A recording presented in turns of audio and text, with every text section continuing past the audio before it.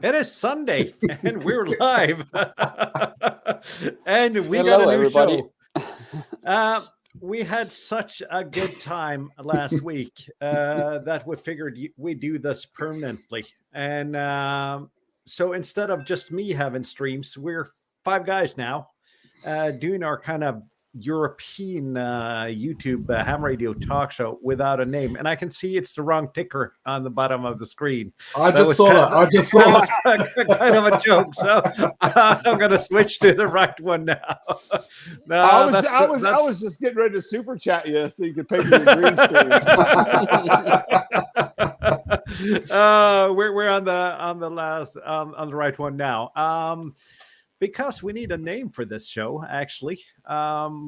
Let's start with that. And my camera's out of focus again, so I'm going to see if I can pull it back slowly into... Yeah, there we go. We need a name because we're going to do this. We'll talk a little bit about it probably every week. Might not be all of us all the time, but it's a lot easier doing this with more people than just me. And Bert's in the chat. Good evening, Bert. Welcome. Hey, Bert. Hello, Bert. So, feel free to give the suggestions in the chat, and perhaps we should introduce ourselves, though, in case people don't know who we are. So we can start over there with Walt. How about you start and introduce yourself and your channel on YouTube? Well, in this group, I'm Captain America. I'm the only American here, honestly. Well, I'm Walt, K4OGO, and I travel to Europe quite a bit. I'm in Europe now. I'm in Poland, and I operate as SP/K4OGO. I have a YouTube channel, Coastal Waves and Wires. When I'm home in the States, I live right on the coast, right by the beach, and right by the harbor. And I operate a lot of portable, I call it saltwater portable right there by it. And I like to build antennas and experiment and have a good time. And that's pretty much me, guys. That's what I got to say here. I'm honored to be a part of this group right here. You know what I mean? As the only American, but I'm European by DNA. Okay, so we'll leave it at that. And the guy that's camping over there, Kjetil, how about you introduce yourself in case we catch some new viewers to our new show? Yeah, my name is Kjetil, Lima Bravo 4 Foxtrot Hotel. Usually I go by Bob, just a lot easier than saying Kjetil. Today I'm out camping. I've been doing Parks on the Air and Flora Fauna activation. I do that and summits on the air and lots of other fun things. And I do try to upload a lot of videos of that on my YouTube channel. And I also try to include some somewhat nice scenic shots of the Norwegian nature, just to share a bit about the beauty I live in here. Fun to be here. Fun to have an American with us. Always fun. So, so I'm looking forward. I am looking forward to this. It's a great concept, and it's gonna be fun to see what comes out of this. Yeah, it's kind of learning by doing, though. We don't have a really good plan on what we're going to do, and we're going to try to find a topic and perhaps some guests every week. But as far as now, we're just going to talk a little bit. Tobias, how about you introduce yourself?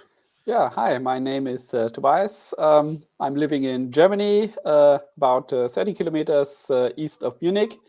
And I also, just, found back into ham radio hobby during COVID. And then it got a bit out of hand, as it does. So bought my first HF rig, and now I also have the IC705. And you know how it is. You start with one, and then you have to stop yourself, because in practice, you already have enough gear to last your lifetime. You just have to make use of it, yeah? And since ham radio is the hobby of hobbies, of course, you stumble over YouTube, and then you start with video editing and with cameras, and it's downhill from there. And thank you very much, Morten, for having me, for inviting me to this. And I think ham radio is all about communication, so it's much nicer to have a show with 5 people and just talking to yourself. The short 10 minutes tutorial videos are nice and everybody likes to watch them, but if you want to fill an hour, it's really hard to make it interesting. So I guess with 5 or more people, we have a good chance to make this fun event on a Sunday night. Absolutely, absolutely. And Bob, even though that's not your real name, so we actually have two Bobs. How about you? Introduce yourself. Yeah, I'm probably the freshest ham here. I've been licensed now for I think just about a year. I don't particularly much do YouTube. I have a channel, but that's only for short clips, things that I want to share with people I've already done radio with. I have a blog where I try to photo document and write a little bit about the things I do in ham radio. Primarily focus there is to get other people interested and enthusiastic, and that seems to be working. As you said, my name is not Bob, my name is Bård. That sounds like two different English words, none of which are particularly describing of my name, so I usually use Bob when I'm operating. It's also got the particular Norwegian A with a ring on top, a letter in it, so nobody can spell it unless you have a Norwegian keyboard. That was a lot of words to describe me, I think. What you do is you hold the O down and then in American, and it comes up and we get the little slash there. That's how we get our umlauts too. So yeah, that is true. That is true. You can do that, but I wouldn't want to put people through that in logging, for example. That would be mean. It's kind of like all the Russians you talk to are called Vlad. Yeah. True. It's a lot simpler. Yeah. Vlad's a fine name, Morten. You know what Vlad is if converted to English, don't you? It's Walt. No. Walt. Vladimir is Walter. So I like I've never thought about it that way, but it is. So you know. So that's a little bit about the other guys. I'm Morten LB0 Fox India, and you probably, since you found your way here, you've probably seen my YouTube channel, or at least you're on it right now. I do a little bit of everything on YouTube, mainly portable things, mainly Parks on the Air lately, but also look into different radios, do whatever I feel like, actually. I got a big whiteboard here with ideas, and I know that some of them are not going to make it to YouTube. On the top, it's an AI script. I thought about using ChatGPT to write a script for a video. That did not really work out. It could be fun, but people wouldn't take it seriously, though. Full of errors. And that's about it. So let's see. We talked a little bit before we started about Parks on the Air, though. We can go there a little bit because you, Tobias, you had your first Parks on the Air activation the other day. Is that correct? Yeah, you guys talked me into it, with watching your videos, Morten, and also Kjetil out in the wild. I thought I should give it a try. Yeah, so I had a spider pole 10 meter laying around here, and I've built 20-meter end fed half wave a while ago. So I thought, hey, should not be so hard, to grab this thing and put it somewhere where there's a park. And yeah, I managed to do it. I can try to share the photo again if you want me. One second. Let me just get the camera, the image application running before you share. Yeah, go ahead. I'm multitasking a little bit anyway. I'm going to put all of your channels up in the chat here so people can subscribe, because we tried to do this a little bit secretive when I launched the show. So there's not really any description on it. So I'm going to put your channels here in the chat anyway, and I'll update the show description as we go. And you got your picture there. Exactly. So that was a proof of concept. I guess I can zoom in a bit. So you see in the garden, just a guy ring, 3 ropes, 3 rope tensioners, 3 pegs in the ground. Nothing special, but I was amazed how stable that is, even in moderate wind. So there's absolutely no problem in keeping this up for an hour or two for testing. And Yeah, the cat is quality control. As you can see, she makes sure that I have no fatal mistakes, and that's why the channel is also called Lab Cat.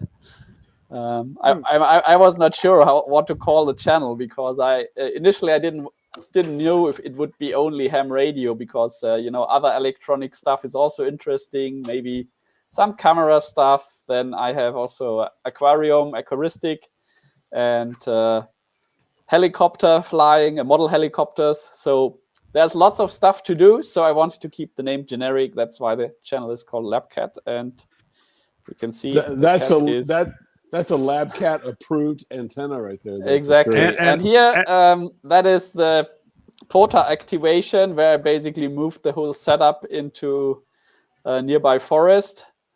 And okay, I need to get a chair. I've already found out so much. Here it's just something on the ground, my backpack with the IC705. And I tried to make the activation, and I had 11 contacts. I don't know how many mistakes I made in operating, but 11 contacts. So I would say I call it a success.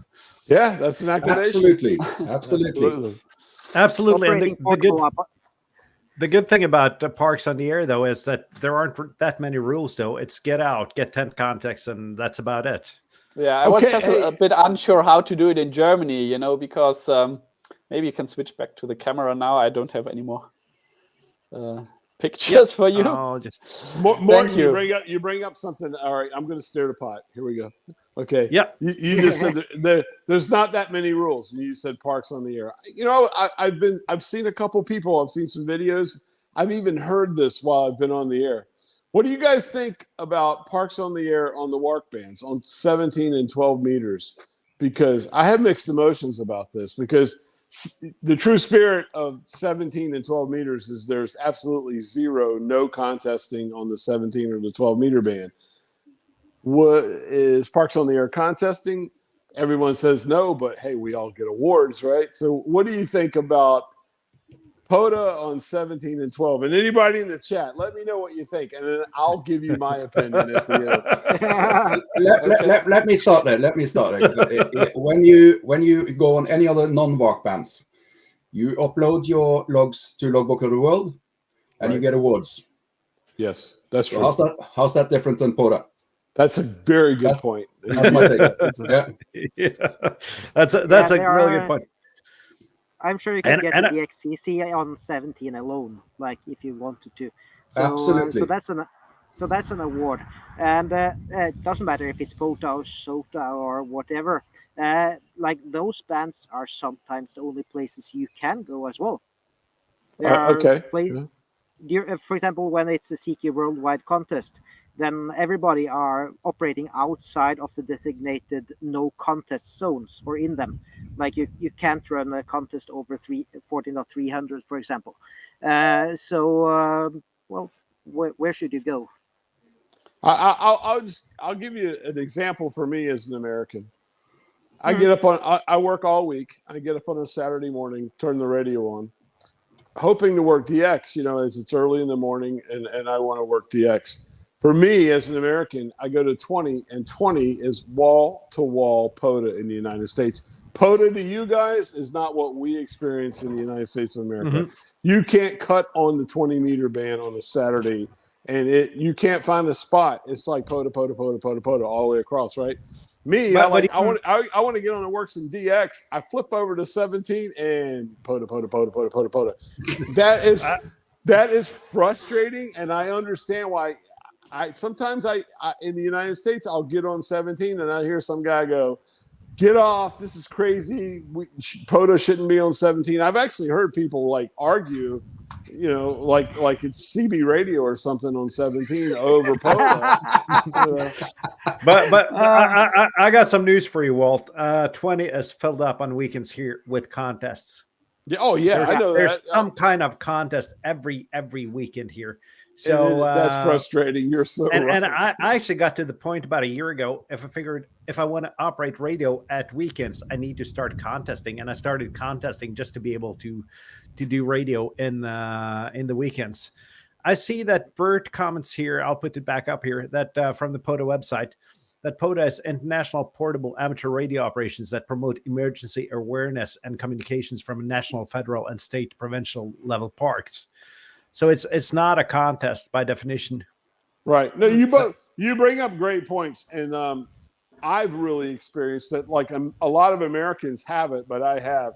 And you can go back to some of my videos, and I'm like, damn it, another contest on a weekend in Europe. I'm over this. Like, I get it. I really do. I understand that. And you're right too. I never thought about that. You submit your logs to Logbook of the World trying to get, like, or even for me or for QRZ, I want to get the Master of Europe or the Master of North America or whatever. So yeah, I get that. So I appreciate that insight.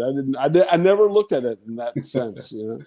There's another thing that we should look at or think about, and people complain that the amateurs they're not using their allocations. So we should be happy that the bands are full. We shouldn't be sad. Exactly.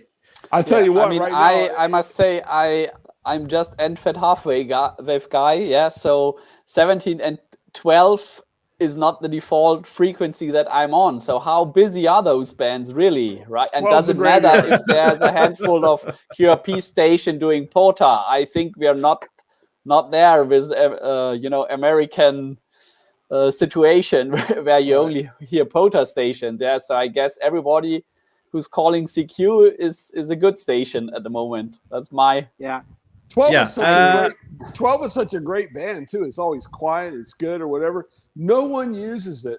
As far as let me correct it. As far as voice SSB, you don't hear a lot of that on 12. And I always wondered, guys, if 10 is open, 12 is open. Move, go to 12, make some contacts, and no one's ever there. I've called CQ on 12 and like, holy cow, you got to be kidding me. But I go over to 10 and like it's instant pile up. It's crazy.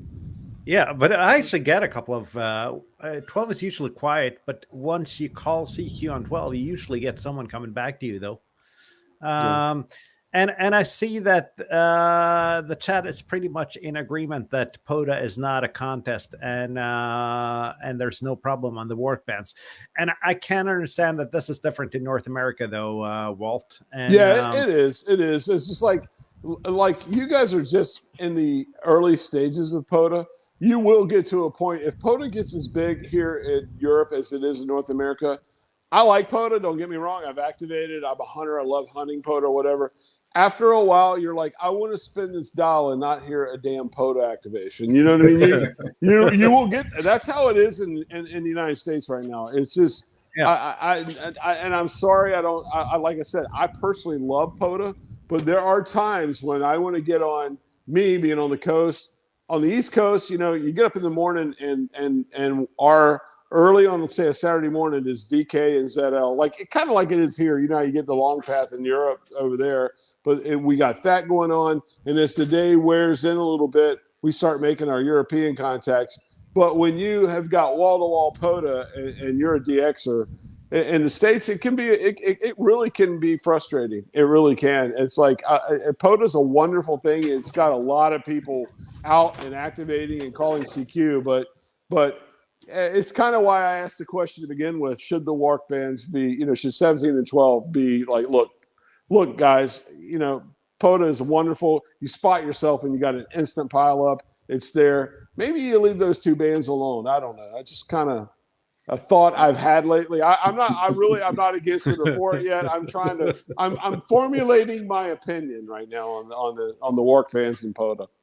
But a question for Walt: if POTA takes off in Europe and in Asia, like it's done here, you'd be able to make contacts to Europe and Asia with POTA activators in these two continents. Not with 20 watts, and you guys being spotted, because the people that are on the other end, all they're hearing is 1,000 watt, But if your call sign guys that are stepping all over top of me.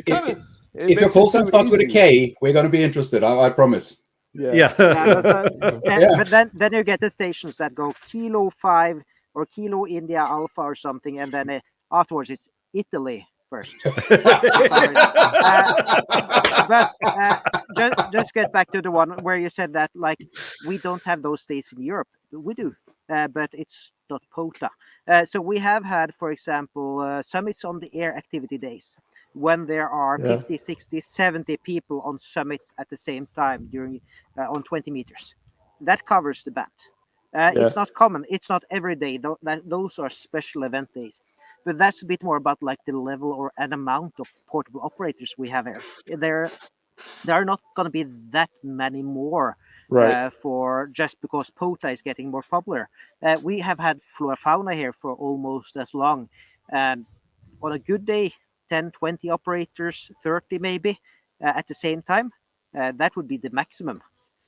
And that's spread out. Tim's bringing up a good point here too, the self-spotting aspect of POTA. It's like it's almost I like it. I like the fact that, like, you know, I've done 2 activations. I'm more of a hunter. I'm that way in regular operations. I like to hunt, but what Tim is saying is true. It does it take the sport away a little bit. It's like, it's the American saying, it's like hunting fish in a barrel. You know what I mean? It's you know, I don't know. It's kind of. I don't think it's necessary to get a good activation to self-spot. I see when I upload my logs, less than half my contacts are in fact POTA users. So more than half is just people found me on the bands. Right. Right. Yeah, I don't think it's necessary. There's a difference though there, Bob, because you're using 100 watts, whereas a couple of us use a lot less than 100 watts. And, you're using 45. I'm using 45-ish watts at the moment. Yes, I am. But still, though, if you're using QRP, you need to self-spot to get those pileups, because you can't really, you're not able to break through if you don't spot, and people aren't looking for you. And this is a good question here too about self-spotting. You know, for me, and maybe it's just because, like, I know I've gone out POTA and I've gone on my social media. I'm going out POTA today. And then there's people that know me. I mean, I'm probably, you know, because I'm a YouTuber or whatever, it's the first person that hears me will spot me and I'll get a pile up.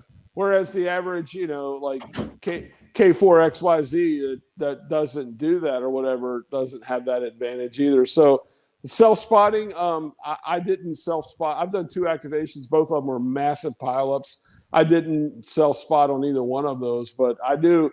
I'll be honest with you. If I wasn't a YouTuber and a big social media guy and putting it out there on other forums, I would probably self-spot just to get some, just to get that pile up. Because I had a bit of trouble getting this adventure started. Yeah, and if you're only running 10 watts, it also is a bit difficult sometimes. You know, I self-spotted. I started calling CQ, of course, checked that the frequency is clear. 2 nanoseconds later, somebody else, you know, just starts calling on the frequency with some big station. So basically, I tried to, you had to move down or up to find a new free spot, because that's for sure. Tim, I agree with you. I think it takes a little bit of the achievement away. I agree with Tim on that a little bit. I can agree to some point on that as well. But as I said, if I've tried without self-spotting, and it's just it's hard. So I've done 2 activations, Morton. I've done one with 100 watts and one with 20 watts. The 100 watt, I didn't tell anybody I was going out there. I just went out there. And the very same spot, the very same location. I've only activated at the same park. It's a beach by me in Virginia, and Virginia Beach. And the first one I went out and activated, and the first 20 to 30 minutes was slow, and it was good. It was a good morning. I know the conditions were well with 100 watts, and then it didn't pick up until about 20 or 30 minutes in. The second one with just 20 watts, pretty much same antenna setup, but only 20 watts, not 100 watts. All day long, I put up on all my social media. Today at, you know, whatever it was, you know, 1500 UTC, I'm going to be, you know, activating POTA at Park K1299, Man, I didn't even let off the key, and it was just like a massive pileup. So that achievement to me was, I really should have done more with 120 watts. But because I let everybody know I was going to be there, it was almost like spotting. You know what I mean? I didn't spot it on the POTA so much on the Poto site, but everybody that followed my channel or whatever knew that, okay, I'm going to go look. And it only took one person to spot me. And it was just like, it was crazy. It was, you know, I was filming a video and it got so bad that I said, you know what, I'm just going to leave the camera running. I'll just put the whole hour of Poto up on, you know, if you go to my channel, you'll see it. I just put the whole thing up there and let the whole thing run because I couldn't edit it. It was crazy. It was just a pileup. And for me, it was good because I'm a guy that hunts. I don't call CQ a lot. I mean, like, I love Tim. I like to watch Tim's mobile things because Tim's really good at running a pileup. I'm not, because I don't do that a whole lot. I don't call CQ a lot. And I guess that's probably where my skill set will get better from activating Poto, is learning how to handle a pileup. One thing I did do in those pileups, though, I tried to listen for the faint signals, and not because being a guy that operates QRP and low power, I get so frustrated when I know that guy heard me, but you know, India 9 XX is, you know, X-ray. Yeah. It's over there with 1500 watts, stepped in on top of me at the end, and that's the last thing the guy heard. So it goes back to him. So I tried to be that guy when I was doing it. As a matter of fact, in my Poto activation, I also told everybody, stand by for a minute. I'm only taking QRP right now for, you know, the next few calls. Exactly. I was going to mention that I usually, at least if I have a pileup, those times I have a pileup, I usually just let up and say only QRP and then only DX and such. And I actually did an activation with Bob down there, and we said only North America, and the pileup from North America was huge. So we wouldn't have heard that if all the Italians would be on top. But basically, I seem to recall we had a few Italians on top, and that you told them off quite well. I'll tell you, it's funny you say that. Being a DX hunter, you know, more of a DXer and a hunter. If I pull my logbook up right now, my number one country, I have more Italian contacts than I have American contacts. I do. It's not a joke. It is. It's kind of funny. But So, there is a point there, because you said the first half hour was bad. If you're operating a SOTA on the west coast of Norway, half hour and you're on the way back down again. Yeah. You may have 5 to 10, 15 minutes to operate. You need your QSOs within that time. You're up there. You have to pack down before it freezes, before a storm comes in. So that varies a lot. If you're doing a beautiful park in the forest somewhere, it's nice and hot, and you got your bear with you and everything, you can sit there for hours. It's not a problem. You will be spotted. If you're there for, I activated the whole highest mountain in Norway and in North Europe a few years back, and I had 20 minutes on the summit. And that was during a heavy solar storm. Like, that would have been a total failure of a trip if I hadn't done it, because I had to wait for follow a guide down again. So for that kind of thing, self-spotting is something you have to do if you want. Otherwise, you will have to chase. There's nothing wrong in chasing. So I've done contests like CQ Worldwide contest, and I've run that from a beach, and I got a bit over 100 QSOs. I think everybody was a valid potent for a final contact, but they had no idea. Yeah, I'm not against it. I'm not.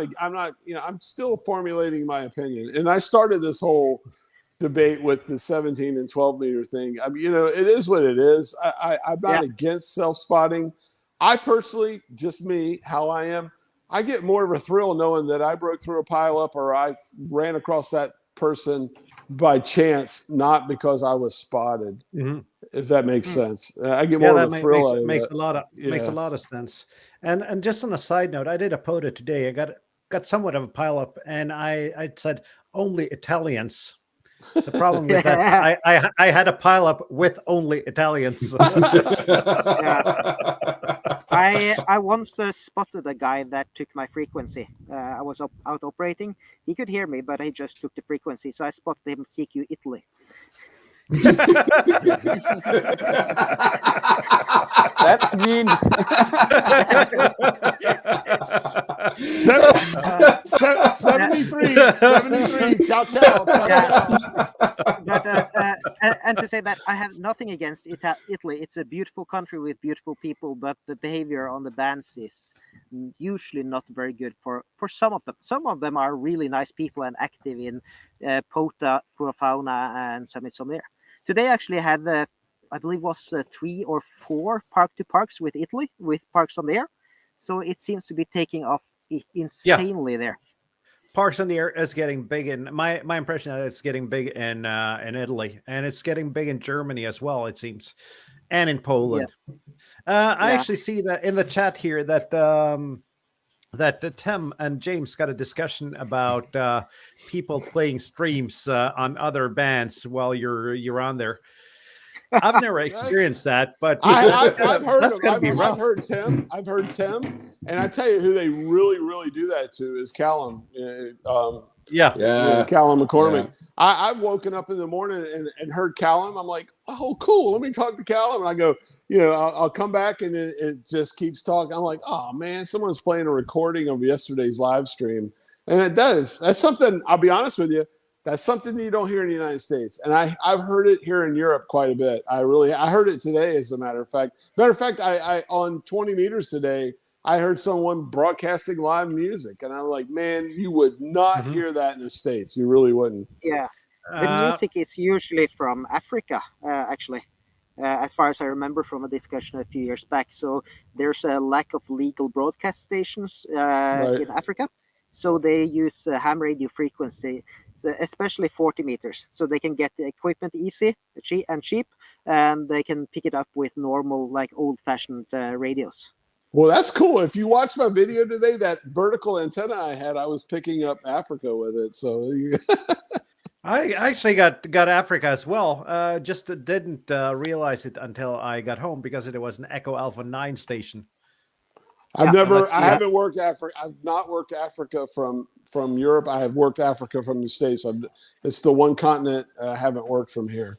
I've worked every continent in Europe. Being in Europe, I've worked every continent except Africa. It's the only one I haven't worked from here. Hopefully, I'll get that done here before I leave this time. Echo Alpha 9, is that the Spanish? That's the Spanish enclaves in Morocco. Yeah. So I didn't really realize it until I heard the recording, and it says 7-3 from North Africa. And cool. I had to check my map in Hammers, and indeed it was DX. And you have That's Echo cool. Alpha 8, which is the Canary Islands, and Charlie Tango 3, I think, which is the Azores or whatever it's called. A Charlie Uniform 3. Oh yeah, Go ahead. I'm sorry. I do agree with Tim there with 40 being really bad behavior. You are getting stepped on all the time, especially as a weak station. I was going to comment on that. In the States, 40 meters is the best. I don't like 40 meters. I don't like it in the States, and I don't like it in Europe either for that reason. In the States, the frequency of 7.200 in the States is it's a clown fest. Go YouTube, 7.2 megahertz, and you'll see the videos. I mean, all they want to talk about is American politics and American crazy. I mean, and then there's profanity. It's ugly. It's ugly. It really is. And I don't do much 40. When I first started coming to Europe, a couple years ago, a year and a half ago, I was really surprised at how you guys. It seems that Europeans really love the 40 meter band, and I don't get it for me because in the States, the 40 meter band is like it's like CB radio, and I don't no disrespect. I'm an 11 meter guy myself. That's where I came from. I mean, it was the band to use in a bad solar cycle. Yeah, so when propagation is down, that's 40 meter is a safe bet. So I guess everybody in Europe, just was using it and hoping for better times. But if I'm going to speak with Morten or Bob, then 40 meter is the band to go, 80 or 40 or 60 for that matter. Yeah. So up here in the north, 40 is like, that's what works. Yeah. No, Morten and I know that because he and I talk we'll message each other and say, let's get on our UQRV or whatever. And Morton and I from Poland over to where he's at, we'll go 10, 15, 20, and you can't hear me. We'll go to 40, and we're 5'9" back and forth to each other from Poland to Norway. We did that week before last, right, Morton? I mean, that's how. Yeah, that's how I talk to Morton. Yeah. Next step for you is to get an antenna for 60 and 80, though. That'll help a lot. Yeah, but it's fun. I have actually also heard the SSB on 30 meters recently. And that's not supposed to be there, but it works, of course. Right. Yeah, of course, it works. It just takes up half of the bandwidth of the band. Yeah, there are lots of weird things. What I can't understand about US and 40 meters is like you have 7,200 to 300. Right. And here, those are powerful broadcast stations. So we get them. It depends on the time of day. 40 meters in the States, you cannot get on but above 7.2 in the mornings for us, because we get the what is that, Radio Australia or whatever. They take dead center of I don't know what frequency they're on, but they kind of just destroy that bit of 40 meters that we get there. And for me, it's not. I don't like. That's another reason I don't like 40 meters. I don't want to get on a band that I'm not going to get anything but the country I'm in. I like DX, you know what I mean? It's like, if I get on, if I get on 7.250 and all I'm going to, and I'm in Virginia, I'm going to talk to North Carolina or the next state over or whatever, you know what I mean? I'll just get on 11 meters for that, you know what I mean? Or 10 or whatever, Yeah. Breaker, good buddy. Come in there, North Carolina. And that's the reason I don't really use 80 that much either, because 80 around here is Scandinavia, perhaps Germany. And at nighttime, it opens up, and even for some DX. But then you have all the Eastern European powerful stations just booming through, and there's no space left. And I don't really see why the old hams here are so big on 80, because it's a local band in the daytime and it's a crowded band at nighttime. That's another one. 80 meters in the States it's another one. All you hear on 80 meters in the States is old guys talking about their ailments and the doctor's appointments. It's not any different here though, Walt. No, to be honest, I enjoy 80 meters for the few times that I can get to somewhere where I'm not drowning in the minus of the noise, which is my problem where I live. It's like you're talking on repeaters, only with a bit of a wider scope. You get people a few hundred, maybe up to 1,000 kilometers away, and you can meet fairly local hams. I like that. I don't think there's too many people talking about their ailments in the Norwegian 80 meters, is there? I haven't heard any. Have you ever turned it on? All you hear in the United States, and I don't want to be political, and I'm not going to tell you what side of the fence I'm on or whatever, but in the United States, 80 meters is, let's just talk about Donald Trump all day. That's all that is. That's all 80 meters is in the United States. And you know what? And I don't care if you're for him or against him or whatever. Damn it, that's what the news is for. You see that all day on the news and on your social media or whatever. You get on ham radio to make contacts. You don't want to talk about the BS that you got. It's all day long. You know what I mean? It's just like, come on, 80. You know what I mean?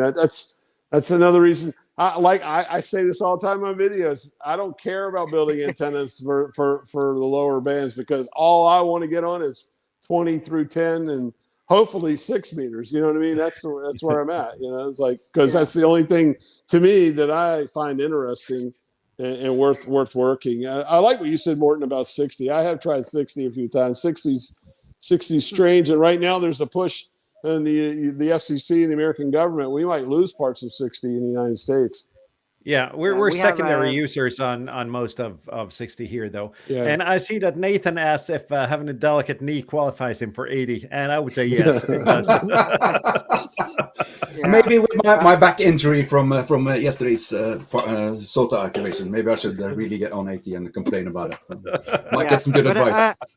I have actually done quite a few contacts on both SOTA, Flora Fauna, and Parks on the Air. on 80 meters. There are a lot of hunters in Europe, especially Sweden. It's really easy to reach there. Germany, Belgium, even during daytime at sometimes, because everybody thinks that it's dead during daytime, but it's not.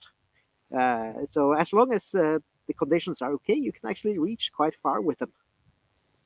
Yeah, 60 is a great band. And if you look at the military frequencies, though, they're usually around 5 megahertz. And that tells you a little bit about the range on 60 meters. Yeah, but we have in Norway, it's 5,200 to 5,400, right? Allocation? Yeah, I think so. Yeah, it's about that, yeah. So that's an issue with, for example, the Ciego radios, because by default, they don't know that the band is that wide. So you have to do some Mars modding or modding on them to get them to work. Really easy on the 6100, but on the other ones, it was quite hard. I did that on my FT991A, and you have to remove the top and the bottom and the front and the back and the sides and another layer of front, bottom, back.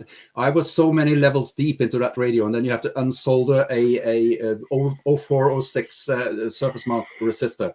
And that thing, I don't know, it's 1.6 millimeters tall. The thing that you have to desolder, and it's right next to a heap of others. So that's not for the faint of heart, that operation. I'll get on my soapbox again. That's why you need a G90. All you got to do on the I'll tell you how easy it is to mod a G90 to open it up for everything. There's one diode, and you clip it. And what's even really cooler is whoever the absolute genius, the guy I love the most at Zygo, they put a big white arrow on the board pointing to the diode. So you pop it off, you pop the top off a G90, and you look for the white arrow. You look for the white arrow, and then just take your thing and clip that one diode, pull it back, and you know what? You're free banding on 11 meters, baby. That's how, I'm telling you, that is the coolest thing about one of the cool features of the Zygo G90. And I'm not a free bander. Don't. I miss my G90. I really do. I still have my G90. I just don't use it much. I really, really should, I think. But as I recall, that's open to anything we are allowed to use in Norway already, isn't it? Yes. Except for 11 meters, maybe. But yeah. Except for 60 meters, you can only use the top quarter of the band, but that usually not very much traffic on that part either. So it's a problem for WinLink, for example, WinLink on 60. Yeah, because my local club, Lima Alpha 1 Tango, has monthly activities on 80 meters and 60 meters, and I seem to recall that I was able to use that radio to check in on the 60 meters on those. Oh yeah, it'll work on all the ham bands, like I said. But if you want to, open that thing up, it's super easy. Just four screws, pop the top off. Look for the white arrow. Yeah. You're there. Yes, Bert, there is a cuckoo in the woods over there. By the way, this is not a wallpaper. This is my tent behind me. But I you have the best green screen. I did do this with my FT2DE as well, a trash or a handy talk, and that has a very helpful hatch on the back on it, which tells you that it's an FCC violation to remove the diode below it and open it. So it's almost as good as the arrow. Who wouldn't want to do that? FCC, never heard of the guys. No. So I can give you guys a little show around here if you want to see. Yeah. Yeah. I'll put you up, and I'll see if I can figure out how to make you big here. Give us the tour, Kjetil. Yeah. Yes. So up here in this tree, you can see my 4G antenna, the white box, and down here there's a power station running the router and the laptop. So I've got the laptop here. Nice. This I use for radio work as well. Probably a bit low audio now. Like so. And over here, tent. And then there is some rather nice Norwegian nature around here somewhere. You are that our is hero today, Kjetil. That's Yeah. awesome. That is a SOTA summit, by the way. So I may go there tomorrow morning. That does it. Next time my son is not with me on a Sunday, I'll go out and stream from nature as well. That looks so nice. I've been thinking about doing that, but the amount of gear you got to carry, though. I sleep in my car. I sleep in my car. It's you just chuck everything in the car, and I have a mattress in the back, and I can sleep there. It's not a problem. Yeah, I actually have a camper though, so that. Audrey asked if the Arrow is on the PCB board. I'm not sure if he talks about the Yaesu or the G90. The G90, it is. It's real easy. There several YouTube videos that'll even give you a little. You can watch. I would highly recommend watching someone else do it. That's what I did. I was like, holy cow, it's that easy. Clipped it and do it. Some guys like solder and go through all the trouble. Look, as long as that diode is disconnected, that's all that matters. Just clip it from one side and just pull it up. Is what I did. And man, I can honestly, when I first did it, I clipped it, pulled it up. I had it set to my antenna at home. I hit the antenna tuner. It tuned the antenna in 11 meters. And I just talked to some truckers on the interstate coming by me on the CB band. Like, hey, it works. You know what I mean? This is awesome. I'm happy. You know what I mean? So, yeah. But you're not supposed to use a ham radio on CV, are you? No, can we edit that out?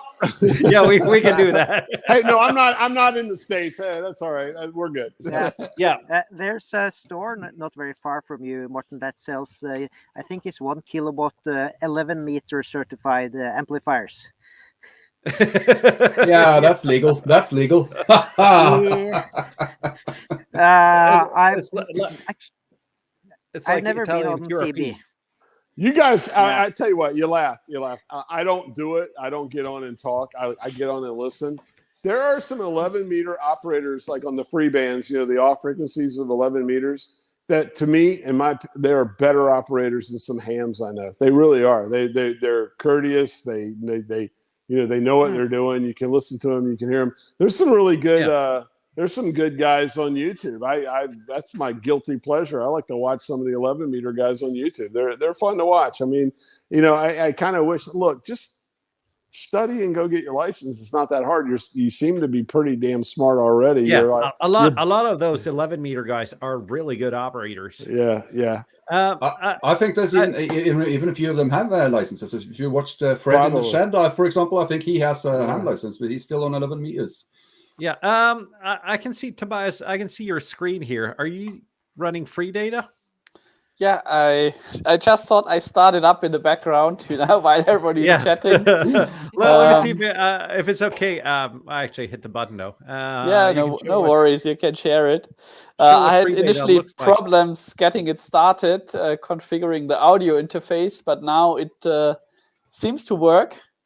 I didn't have a QSO with free data yet, but I'm there if anybody wants to try. And actually, I tried really hard to find the frequencies, and they're not on the wiki. They're on the free data website, the QRG frequencies. So if you want to find the calling frequencies, they're there. Yeah, but I think most of the guys use 40 meter at the moment, huh? Yeah, I actually tried it with Bob here. That's my only successful free data QSO. Yeah, it would be interesting to see how they've done, for example, IT security for this, and see if that's a part of ham radio. Like, if there are like any exploits or buffer overflow things you can do with this. Because I guess, like in most ham radio stuff, security is not always on the top shelf. You're saying that I think it's a Python application, free data, so you can probably look at everything that's going on there. Yeah, Python doesn't necessarily make it secure.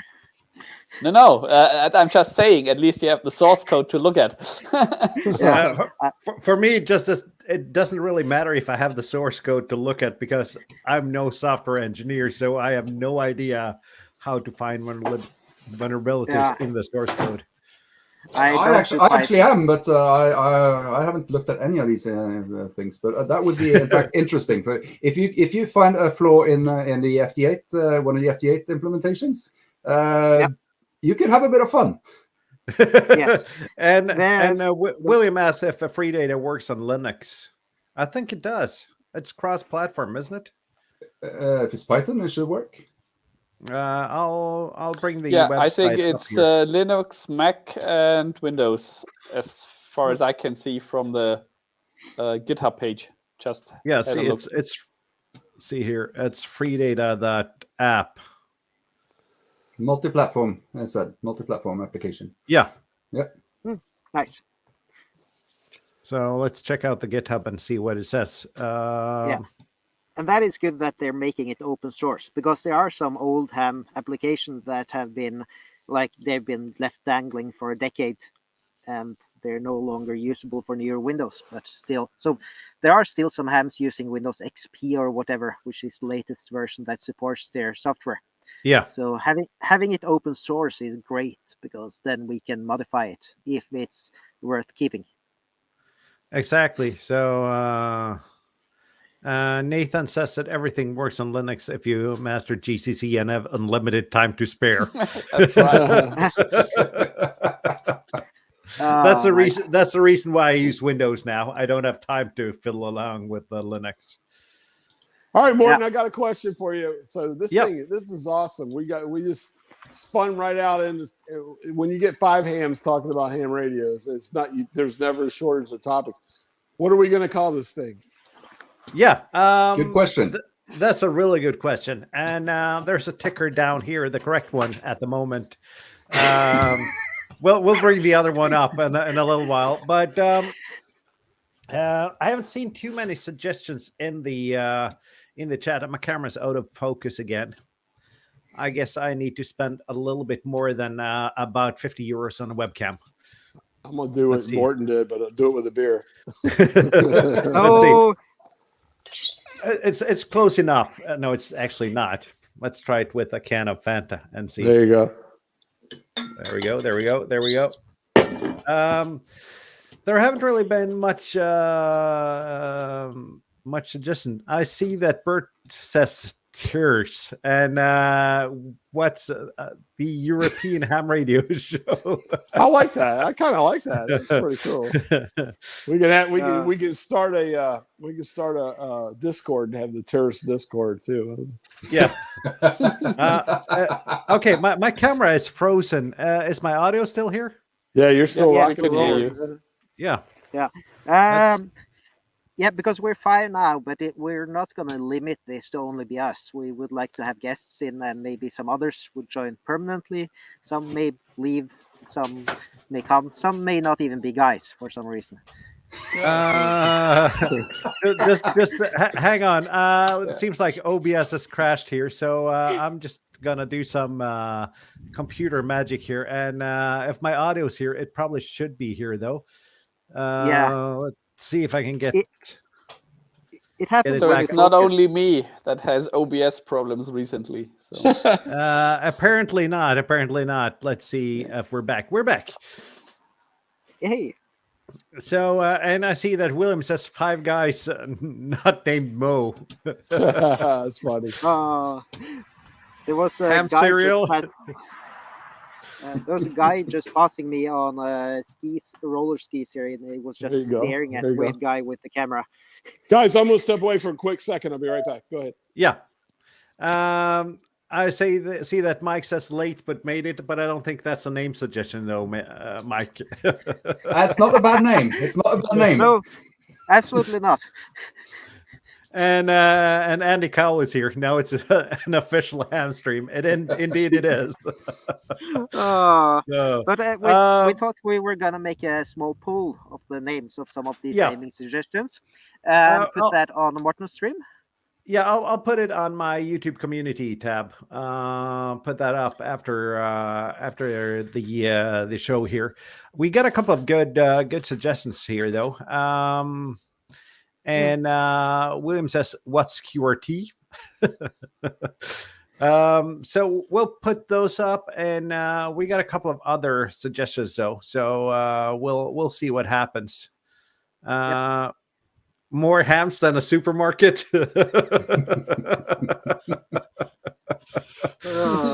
Nice. Ham jam. Yeah, we got a couple of good suggestions here though. Martin and guest, yeah, good. No, that's not a good one though, because that's what my stream has been. This is not going to be my stream though. This is going to be all of us stream. So Martin and guest is out of the picture though. I kind of like the European ham radio show though. It's descriptive. I'll be honest with you. I think that'll sell in America.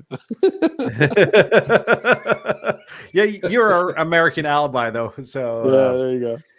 And Labcat has ham radio junction or Radio Junction Europe, and that's also good. We had European Ragtube Party, European Ragtube Squad. European Ragtube Squad, and you even bought a domain for that, Bob, didn't you? I found that ragtube.eu was available. Who wouldn't register that? Yeah, and you kind of noticed that EU domains are on sale at the moment as well, didn't you? Actually, I didn't. I work in the business, so I really don't pay too much for domains. So. Andy says 5 hams and an antenna. That's actually pretty good as well. I think 5 antennas per ham is more appropriate, but okay. Yeah. Yeah, There will be fighting with only one antenna. Yeah. I just come to think about for this portable operation today, I brought 6 or 7 antennas, not counting the 4G antenna. But that's in the car. I'll take a picture from the boot of my car, which is my antenna gallery. I wouldn't guess how many are in there, but it's going to be at least 20 different antennas. I'll take a picture for next time. Yeah, I got about, well, if you can, I got a couple of balance and a couple of different lengths of wire though, and that actually works pretty well. And you just sent me a Facebook message here, Kjetil. Yeah, that's the setup. But I think that I just saw it hadn't sent earlier. Let's see if we can get back to. But it's not here. Let's see what I can do. There we go. Yeah. You're just I understand now why the guy on roller skis was staring at you. So, yeah, but I think there's a lot of nice suggestions here. So maybe we should just discuss a few of these ones. Yeah, we will, and we'll put up a poll in sometime in the close future and see what we can get. So. And let's see here. ES1MER says hi from Estonia. So nice. Hello and welcome. Hi, I think that's the first Estonian I've had commenting on the chat. And I guess awesome. you got to be over a certain age to pick this one up. I got it.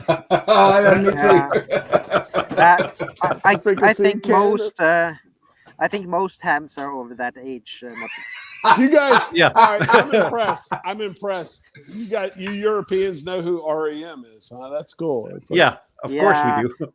I had a boss once who hated shiny, happy people, and we had a stack of like 10 Windows laptops he was imaging. So I just RDP'd into one of them and started playing. Just remind me not to get on Kjetil's bad side. No, I never troll people. And that's evil. I think, Jeff, we might get into some trouble with that name, though.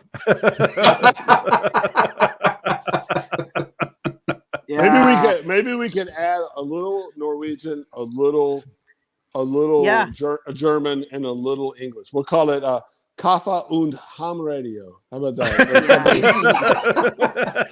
Or we just add an N in front of there, so it's Nespresso and ham radio. Then it wouldn't be a problem, right? Yeah, there you go. That'll get us sued for sure. Earl and ham radio. That was my thinking. Beer and ham radio. That's not too bad. Yeah.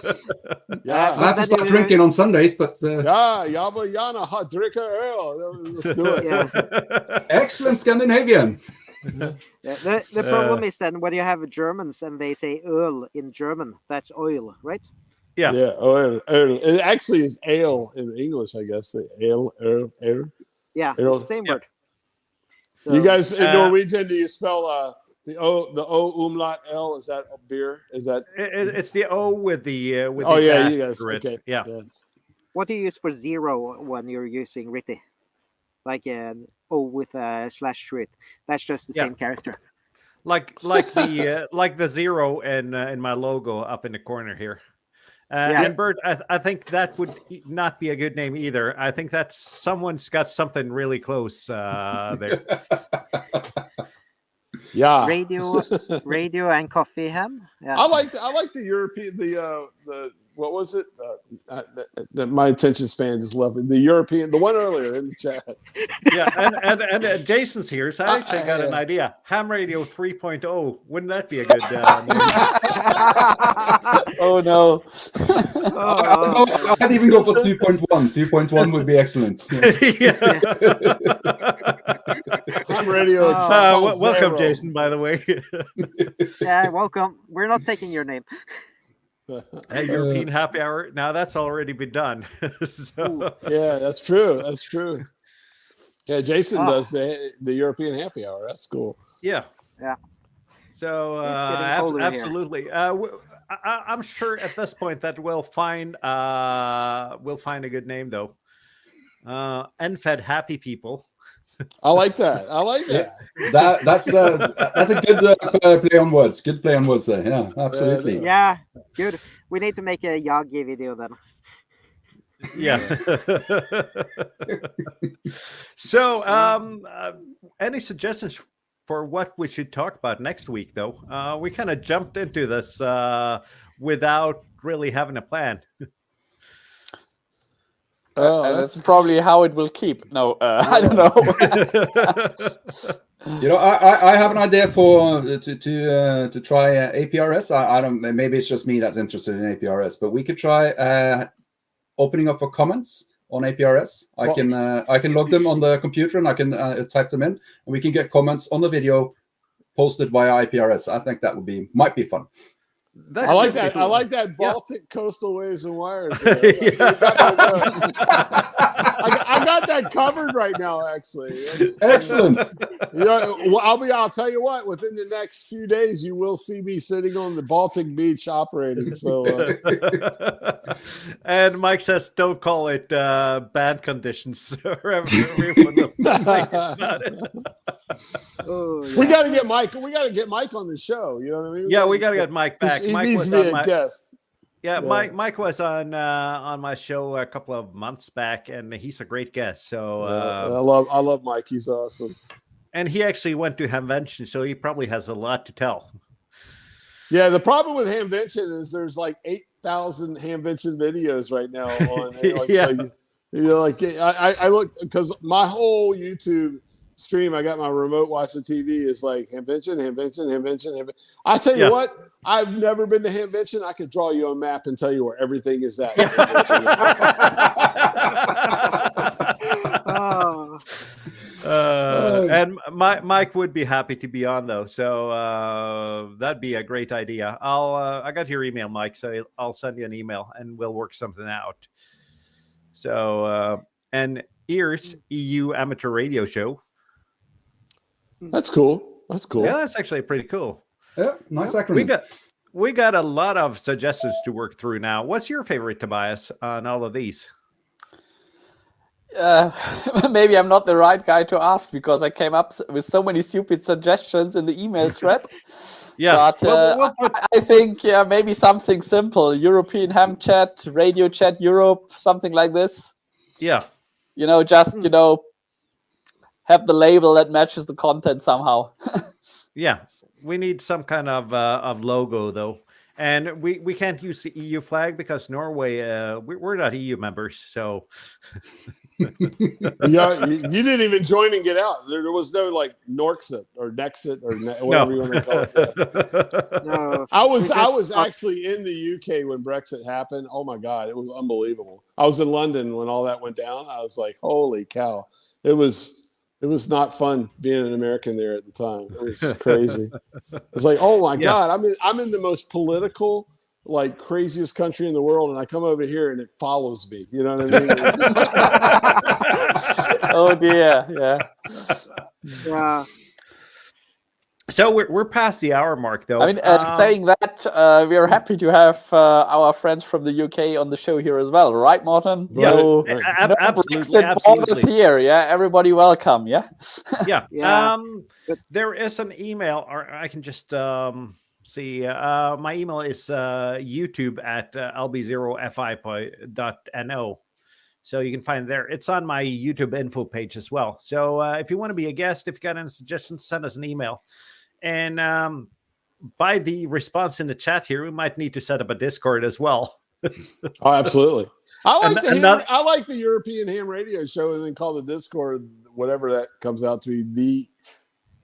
I gotta scroll up in the chat here, and there's been so many suggestions now.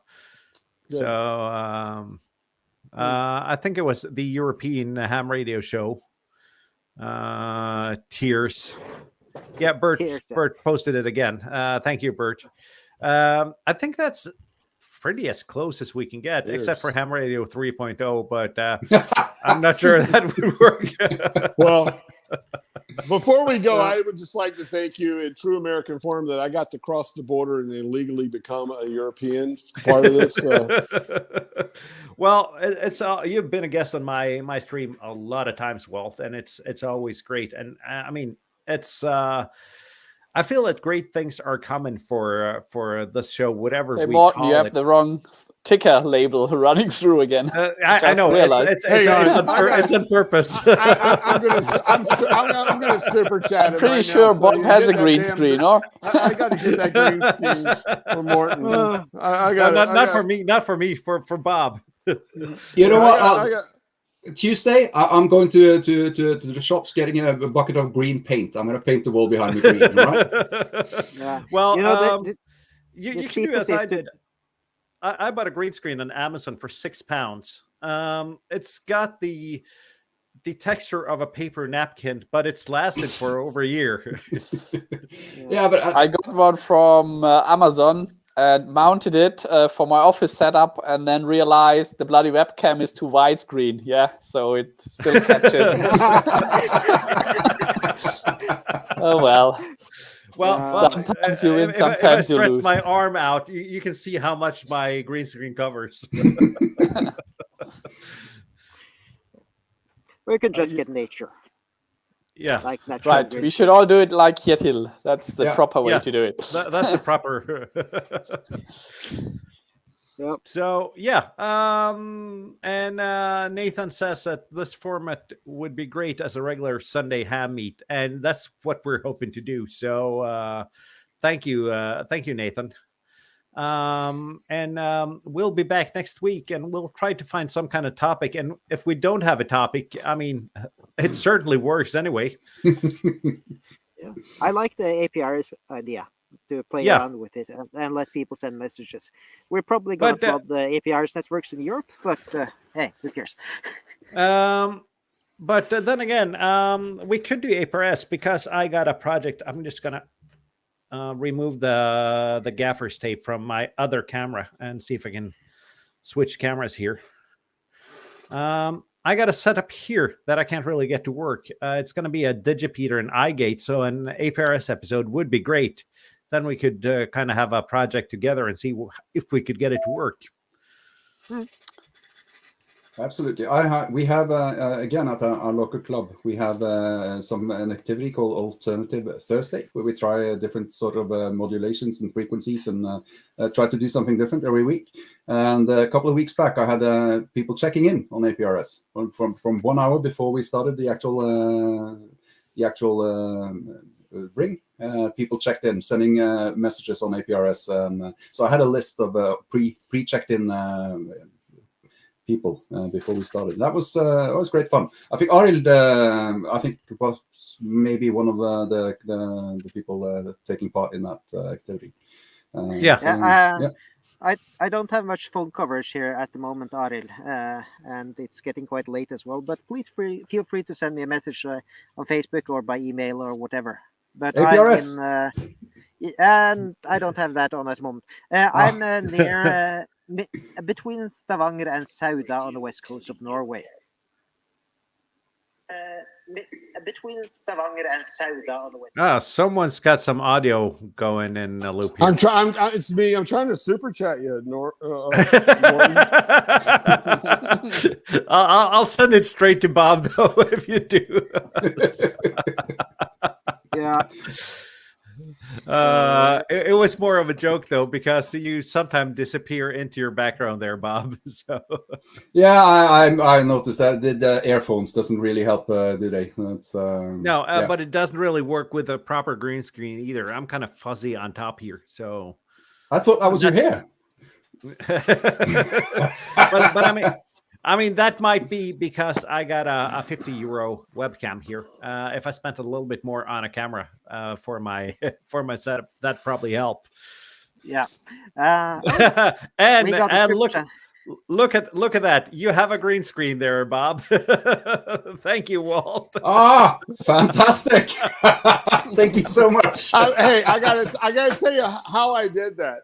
You guys watching me down here? I tried it at first, and it was blocking me because I'm in Poland. So I went to I had to go to an American IP and then go. And when I went to the American IP, the volume kicked on, and then it finally let me do the super chat. So there you go. It was okay. I need to change that ticker. It was simply just a joke, though. Yeah. So I did send out the APRs package with it where I'm not here now. But one fun thing I saw is that like I'm using the router I usually bring for my cabin, and the phone thinks I'm at my cabin now because like that Wi-Fi address is registered on those coordinates. That's Google for you. That's Google for you. And see, projection quality is just vanity. but Walt bought you a green screen there, Bob. So yeah, thank you so much. I'll make sure to. Well, it's going to take 2 weeks to get here probably, but yeah. It will. So, but I'll send you the money. Speaking about APRS, if we're doing APRS next week, are you guys all on APRS? I'm not. Yep. I don't think I can get there either while I'm here. So, but it's no big deal. I'll just chirp in. I'll just chirp in and add stupid comments, and we'll just go along with it. You know what I mean? Like you can be a ham and have opinions. There you go. I'll be the 80-meter guy. You know what I mean? Like, you can follow along on aprs.fi. You can just search. We will set up the site on a call sign and SSID, and you can follow along there with the rest of us. It should be simple. Right. Yeah, that'll work. Yeah, or you can do APRs over HF with a JS8 call. You can send messages and locations. That sounds like a lot of work for doing. You're aware that we thought we showed this guy FD8 last week, Kjetil. Yeah, but JS8 call. I'm sorry, Walt. My friend, I have a really good friend. He's a VK down in Brisbane, and on one of my when I shared the thing on it, boy, he let me have it. He was like FD8, man. I just realized during my POTA today that FT8 actually requires to have your battery on your laptop charged up. It kind of doesn't work if you don't have any battery power. That's nice. So, Bert says, what APRS address do we have to use? We'll look set into something that. up for next week. Yeah, we'll do that, and we'll probably release the show sometime mid next week on YouTube, and we'll put as much information as possible down in the description, and hopefully we'll have a name. I'll put some kind of poll up as fast as I can, and see if hopefully the comments are saved here in some way. I'm probably You can always go. Yeah, you can go back and get the live comments. You just have to move across time wise. They come. They stay synced with the time of the video. But you can go back and see your live comments. So we'll try, because I didn't really. I got a pen here, but apparently I don't know how to use one. So, but we'll get that. And on that note, I think we're gonna say 7-3. And thank you to all the viewers. Thank you to everyone who participated with a super chat. Walt. Doing my part, you know what I mean? We need to get one of those dance animations for that. Yeah, we probably we need to get some music and some dances. I've heard that other shows do that. I got a music guy. I can get us some really good music. That's awesome. Yeah. Speaking of that, his music guy is. You're talking about your son, aren't you, Walt? Yeah, absolutely. I'll get him. I'll get it if you guys have. Just give me the kind of the flavor of what you want. The jingle is already contracted out. Yeah. I got the music. Check out Alan Hudson and the Half Moons on Spotify, guys, or whatever streaming service you use. It's actually great music. You're a little bit out of focus, Morten. Yeah, it's getting late, you know. Super chat is for the camera, I think. Let's see. Too fast. Yeah. There we go. Excellent. And you know the irony of everything? I got this on my desk. I might hook that up next week. So on that note, music and dancing fun. Thank you, Mike. Hey! We are rolling here. That reminds me. I know you guys in America. We have Mike Myers and the comedian. On Saturday Night Live, he had this show called Sprockets, and where and I'm sorry, Tobias. So he was kind of like it was like the Cold War era of West Germany, and he goes, "This is welcome to Sprockets." He had a really bad German fake accent. He goes, but he said, "This is the part where we dance." You know what I mean? And so it's a great show. If you ever on one of those YouTube, where you go down a rabbit hole, just look up Mike Myers Sprockets. Yeah, it's kind of funny. Okay, it's on my list for next week, right? Yeah, you got to look up the Saturday Night Live show called Sprockets. But it looked real too. It looked like something from the 80s. He goes, West German TV presents Sprockets, and it's like it's pretty awesome. Give me a second. Somebody wants to say hi. The cat's meowing at the door. The cat's got to be a part of the show. Just have to close the window, otherwise she's climbing out of the roof. I've heard a door being described as the thing a cat always wants to be on the other side of. Grab the cat, and she can say goodbye to everybody. And on that note, I think we'll say 7-3, and thank you to everyone who watched. Thank you to everyone who participated. It's been a great show. We'll be back next Sunday, same channel, same time, and hopefully with a name. 7-3, y'all. 7-3. Bye. Thanks. That was fun. Until next time.